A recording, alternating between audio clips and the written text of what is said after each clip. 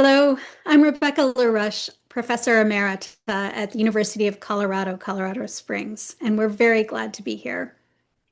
And I'm Jen Munroe, also Professor Emerita, but at the University of North Carolina, Charlotte. And likewise, we're very happy to be here.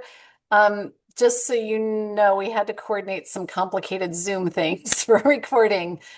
So we're going to move to our presentation mode with some slides now, and then you won't be able to see us for a little while, and then you'll be able to see us again at the end. Okay. All right. As the US faces an increasingly dystopian present within the academy, and as First Amendment rights, bodily autonomy, and planetary health are increasingly under attack, ecofeminist work is more urgently needed than ever. At the same time, given such an increasingly precarious context, is ecofeminist work even viable in academic contexts anymore? What does it mean to do ecofeminism right now, let alone do it with Shakespeare?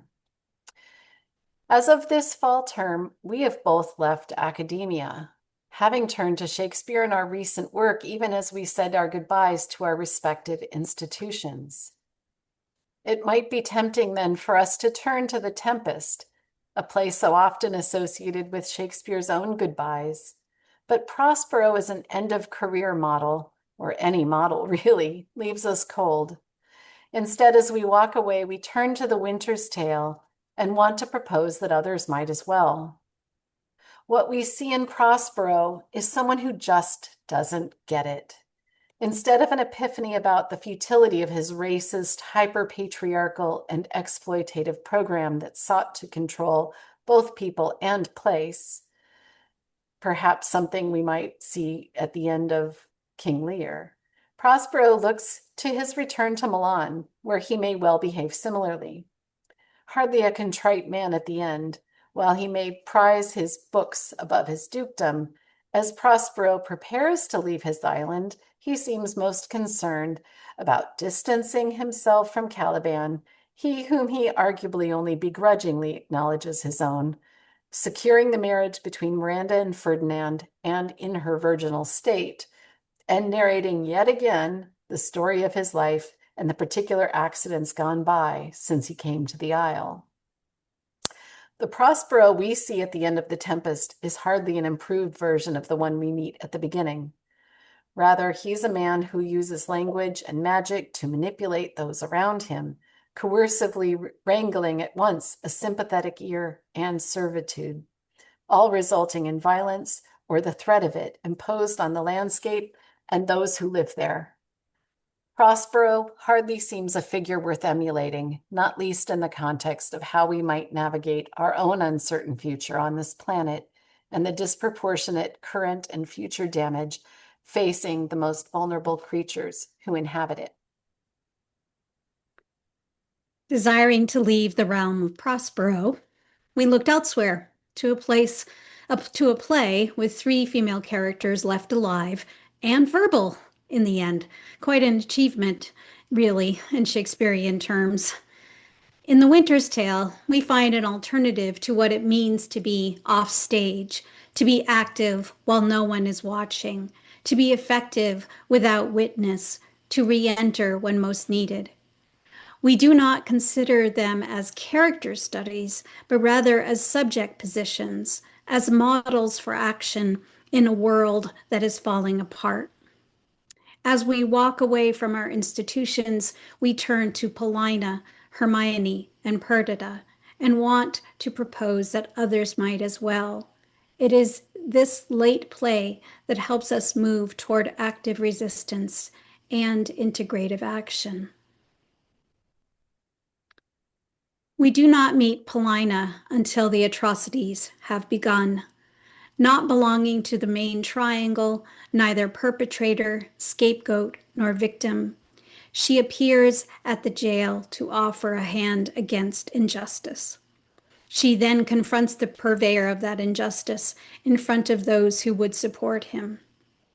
She presents to him one who cannot speak for herself on behalf of one who cannot be present. She presents to him a figure of innocence, but also one who does not have access to language.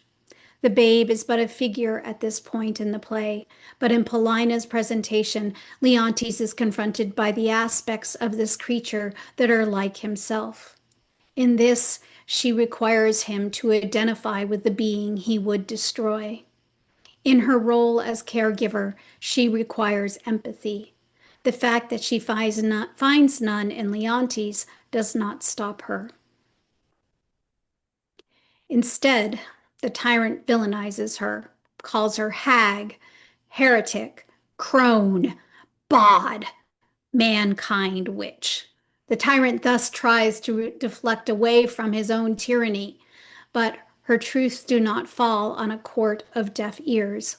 Among them, there is a devoted husband who, in his relatively more powerful cultural position, will take action to save the innocent. Among them are others who will praise the oracle and will mourn the loss of the queen. Perdita champions stewardship of the land, an entanglement of human art and plant life wherein the piedness of the human world shares with great creating nature rather than aims to dominate it. To Polixenes' notions of grafting and other horticultural methods of mending nature, Perdita answers with a deep knowledge of plants based on observations and their inherent properties, not the sort of manipulation by human hands that swaps their essence for something deemed superior. Perdita's slips are tied to the seasons, the lavender, mint, savory, marjoram that summer brings, and the daffodils, primroses, and violets that accompany the first flushes of spring. Throughout the time lapse, in the waste of the Sicilian kingdom, Hermione and Paulina have been collaborating in the garden. What they are doing there, what they are talking about, we can only imagine. We do not know, we do know that art is involved and green things. Through this collaboration, they build an alternative realm, one that is open to benevolent stewardship and restorative justice. The statue that is Hermione is at once commemorative of what has been lost and, in its animation, reflective of the sustenance of hope. In asking her to descend to approach, Paulina calls her collaborator into action with her. The Winter's Tale provides a means of reflection upon the work we have done, what we have tried to do within the academic setting. The time we have collaborated has been more than 16 years. Since we met in 2004, we have attempted to help move the Shakespearean conversation in the direction of eco-awareness. Starting in 2008, thanks to the gift of the brilliant Lynn Bruckner, we found our frame in Ecofeminist Theory.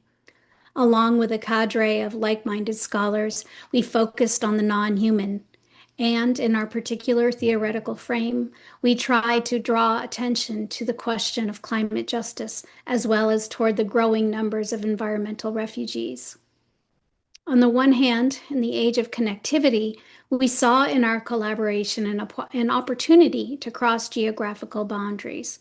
While co-authoring Shakespeare and Ecofeminist Theory, we taught parallel seminars by that time, instructed assignments that had students paying attention to and researching their local environments. In these assignments, we saw individual students come to understand the local environments represented within Shakespeare's plays. They then shared these between Colorado and North Carolina, allowing the students to recognize similarities and differences in their own relationships to the questions we developed alongside the local research. Students saw issues of stewardship, fire mitigation, water saving, entering into their understanding of the plays while developing intimacies with their own backyards and reflecting upon their experiences with the non-human. One of our assignments, and the one we felt really changed our students and their thinking more than any others, was the nature journal. It required students to be outside, just being still and quiet and without technology, to listen, to experience, to be for at least 30 minutes each week, all semester long. Students had become accustomed to greater and lesser degrees to submitting themselves, willingly or not, to reading and discussing course texts, but doing so as an exercise that asks them to consider that which is not them, the words on a page and from hundreds of years in the past, in a way that necessarily remains always at some degree of remove. For students to be immersed in their physical environment, to attend to the tactile and ongoing encounters with that which only seems other, but is very much self also, requires a vulnerability that makes true recognition possible. What we asked them to do was to couple their thinking with doing in a most embodied way. For so many of our students, taking the time to feel the cold or wet on their face, to hear the birds sing or experience the changing of seasons in slow time is uncomfortable, yet ultimately appreciated beyond what any classroom conversation could ever approximate. The assignment was for us a way of enacting what Robin Wall Kimmerer describes as planting sweetgrass, a way of direct engagement that is visceral and potentially long-lasting. Sweetgrass, she writes, is best planted not by seed, but by putting roots directly in the ground. Thus, the plant is passed from hand to earth to hand across years and generations.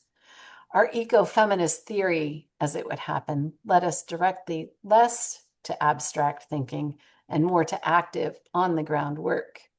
What we came to discover was that ecofeminism is perhaps paradoxically a theory of doing. Thinking through doing, challenging yet another binary opposition, might be addressed head-on in teaching, but we felt less and less like we were able to bring these things together within academic institutional contexts in other ways that might count as part of our jobs.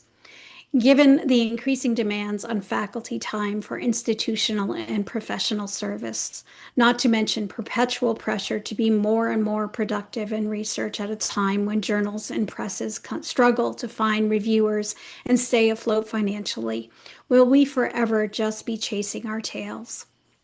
Existing within the demands of institutional bureaucracy and curricula meant that, at best, we felt increasingly that we would be working for eco-justice on the weekends. But even then, within worsening political climates and actual climate zones that were not conducive to progress. We both recognize that leaving academia and retiring early is a privilege, even if it has allowed us to leave the restrictive practices of academia to focus on what we felt ecofeminism was asking us to do.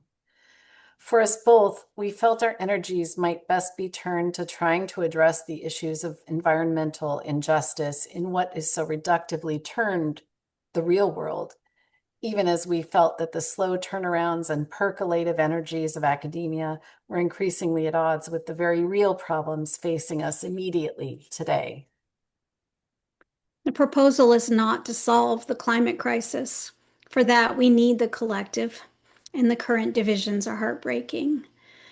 I can, however, hold those within my reach accountable. I can work in my own garden and preserve what is good. I can look for opportunities to advocate for those who cannot advocate for themselves. Through citizen science and local media, I can add my observations about the world in decline even as I work to stem the tide of its disintegration. Most recently retired, I am still exploring my post-academic role, but in it, I am making myself available to the work I feel that matters. For me, leaving academia stemmed from a conviction that any action we take might be more effective outside of our institutional walls. It is immediate, unfiltered, undiluted by the contradictory demands of a university that faculty ought engage in public-facing work and yet prioritize the conventional and countable scholarly production that will only be read by a handful of other academics. You might accumulate all the beans, but only some beans will count. Since leaving my university in 2024, and I say this simply to offer the alternative that I have chosen, not in any way to suggest a righteous position somehow in my doing of it, I have become better able to help grow and distribute food for my local food bank, meeting people where they live, and immersing myself in the gardens in my community. These are the raised beds of vulnerable people whose needs are so pressing and who will likely never set foot on a college campus or attend a scholarly lecture. Theirs are the problems, not solved by talking, but by doing together. For us, then, the redemptive frameworks that inspired us so much in Shakespeare's Winter's Tale feel so fundamentally at odds with the patriarchal structures that underlie academic institutions and its hierarchies and bean counting. And we could not find that sweet spot by which we could both function within and truly change those structures to meet the increasing urgency related to climate change and environmental justice. We left, that is, because we couldn't find a way to do both. That said, we sincerely hope that there is a way to do both, to devote our energies and our minds to do ecofeminist work within the academy and to do it with Shakespeare. And that is where we want to leave you today. Rather than offering a solution, we can only share the solution we have made peace with. But we neither know nor want to suggest that there is indeed a one-size-fits-all solution. We want to be honest about what we think is a very real problem and invite you all to be collaborators in solving it. After all, collaboration is at the core of ecofeminist work. At the end of this talk, then, and in the interest of collaborating with you all today, we leave you with questions and want to open a conversation. To what extent does doing ecofeminist work with Shakespeare and within the academy make us participants in the very hierarchies that ecofeminist work aims to dismantle? Do you think there is genuinely a way for the urgent work of ecofeminism to happen effectively within the current confines of the academy? So we'll leave you with one final question, or imperative, I suppose. If you can find a way to do it, please share and do. And we very much do look forward to having an interactive conversation with everyone about these questions. Thank you so much for joining us.